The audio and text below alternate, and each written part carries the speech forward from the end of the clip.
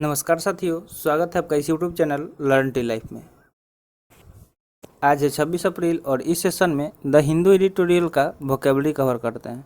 तो चलिए session start करते हैं। उससे पहले वीडियो लाइक कर दीजिए और अभी तक चैनल सब्सक्राइब नहीं किए हैं तो जल्दी से चैनल सब्सक्राइब कर दीजिए। तो आइए देखते हैं आज का वर्ड। पहला वर्ड है एंटीसिपेट।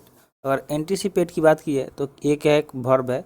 ये कौन सा पार्ट्स ऑफ स्पीच है? तो वर्ब है, जिसका मीनिंग होता है टू एक्सपेक्ट समथिंग, यानी किसी चीज़ को क्या करना, एक्सपेक्ट करना। ठीक है।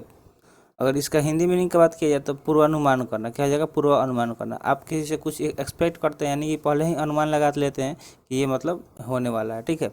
तो एंटिसिपेट मतलब क्या हो गया? पूर्वानुमान करना, यानी कि टू एक्सपेक्ट समथिंग। अगर सिनोनिम्स की बात की जाए तो एक्सपेक्ट हो सकता है, फोरसी हो सकता है, थिंक लाइकली हो सकता है, प्रेडिक्ट हो सकता है, या फोरकास्ट हो सकता है, फिर फोरटेल हो सकता है।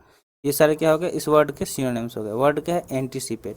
Expect, foresee, think likely, predict, forecast और फोरटेल, ये सारे क्या हो गए? इस वर्ड के सिनोनिम्स हो गए। अगर इस वर्ड का ट्री बनाया जाए तो ट्री क्या बन सकता है कि मतलब आप जैसे ही मतलब मान लीजिए कि किसी चीज़ में पार्टिसिपेट किए, ठीक है, तो पार्टिसिपेट करके ही हम लोग क्या करते हैं, अपने सक्सेस का एंटिसिपेट करने लगते हैं। कि जैसे ही हम किसी चीज़ में पार्टिसिपेट करते हैं उसके बाद से सक्सेस होने के लिए उसमें हम क्या करने लगते हैं, एंटिसिपेट करने लगते हैं, यानी कि एक्सपेक्ट करने लगते हैं कि हम इस चीज़ में सक्सेस हो जाएंगे। तो पार्टिसिपेट को एंटिसिपेट से रिलेट करके क्या कर सकते हैं, याद कर सकते हैं। अब देखते हैं नेक्स्ट वर्ड। तो नेक्स्ट वर्ड क्या है? अनलिश। अनलिश की बात की है तो एक वर्ब है। क्या है? वर्ब है, जिसका मीनिंग होता है to suddenly let a strong force, emotion etcetera be felt और हैव एन इफेक्ट। यानी कि क्या होना कि to suddenly let a strong force, strong force हो, इमोशन है, एक्सेट्रा, इसको क्या करना, लेट करना, बी फेल्ट और हैव एन इफेक्ट, और उसका इफेक्ट हो जाना। ठीक है। तो अनलिश मतलब क्या होता है कि उन्मुक्त करना।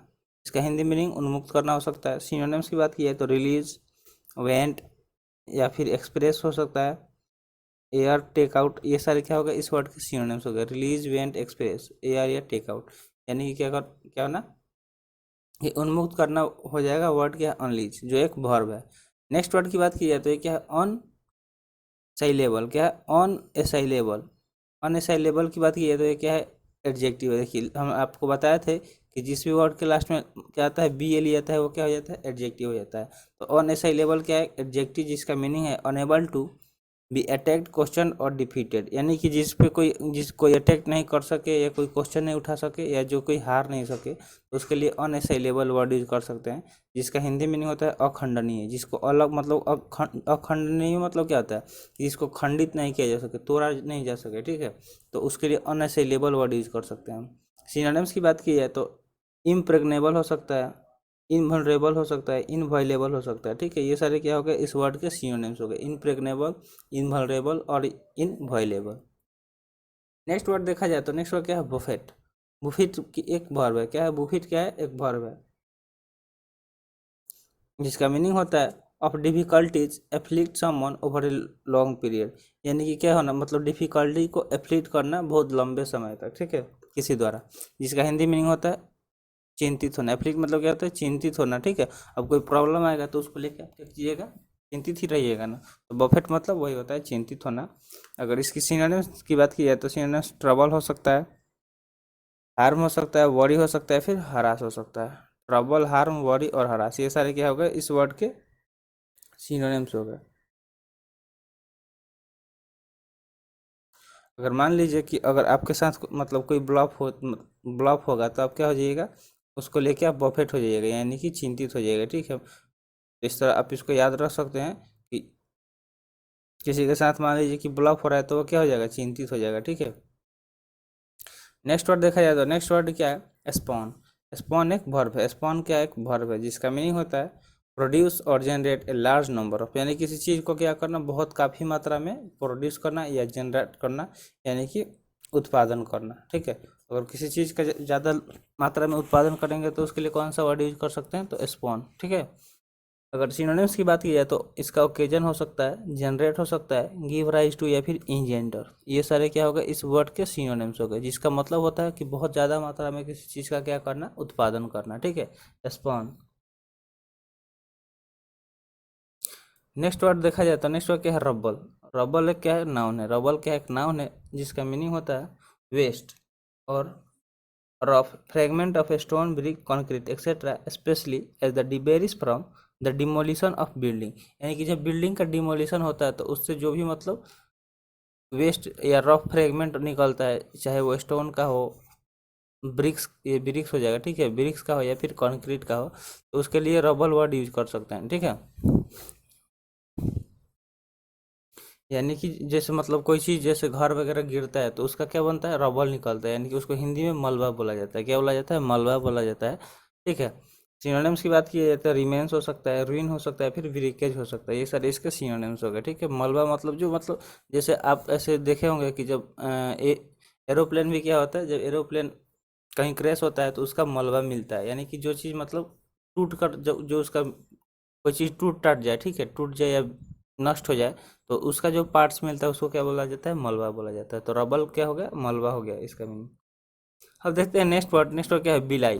बिलाई एक वर्ब है। बिली क्या है, एक वर्ब है जिसका मीनिंग होता है of an appearance fail to give a true impression of something, यानी किसी चीज़ का ट्रू इंप्रेशन देने में फेल हो जाना, ठीक है।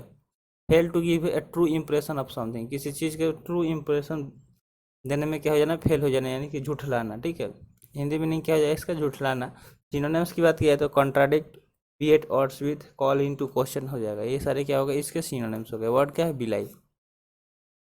आप इसको लाई से याद रख सकते हैं। लाई मतलब क्या होता है, झूठ बोलना, यानी कि बिलाई यानी कि झूठलाना।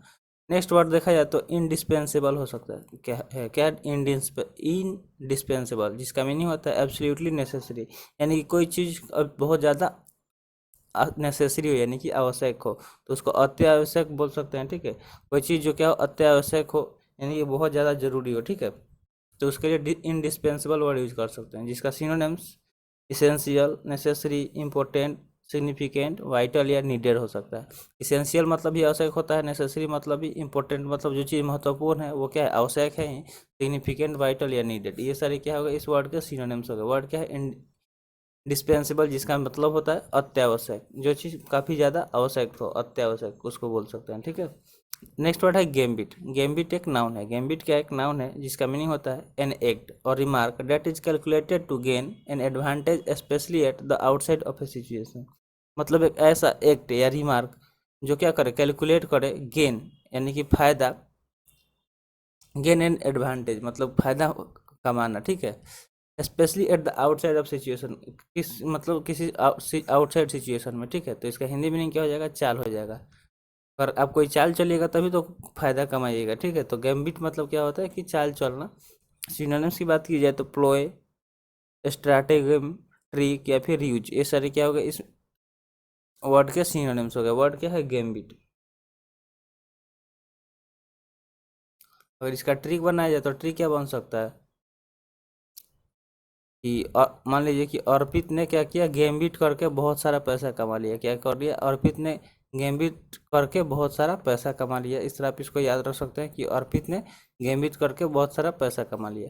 नेक्स्ट वर्ड देखा जाए तो नेक्स्ट वर्ड क्या है, ब्रीदिंग स्पेस। ब्रीदिंग स्पेस क्या एक नाउन है, क्या है, नाउन है जिसका मीनिंग होता है a period of rest in order to increase strengthen और give you more time to think about what to do next, यानी कि ऐसा पीरियड ऑफ रेस्ट, मतलब रेस्ट मतलब क्या होता है, आराम का मतलब time, in order to increase strength, जो क्या करे आपके इंक्रीज करे स्ट्रेंथ को, और गिव यू मोर टाइम और आपको ज़्यादा टाइम दे to think about what to do next, यानी कि आगे क्या करना है उसके लिए बारे में सोचने के लिए आपको ज़्यादा टाइम मिले और आपके स्ट्रेंथ को इंक्रीज करे, तो उसके लिए ब्रीदिंग स्पेस बोल सकते हैं, यानी कि विश्राम। इसका हिंदी में नहीं क्या होगा, विश्राम। जैसे ब्रीदिंग स्पेस क्या होता है, आप कहीं खाली में बैठ के आराम से मतलब सांसें घड़ी घड़ी सांसें लीजिए और सोचिए कि आगे आपको क्या करना है, तो उसके लिए ब्रीदिंग स्पेस बोल सकते हैं।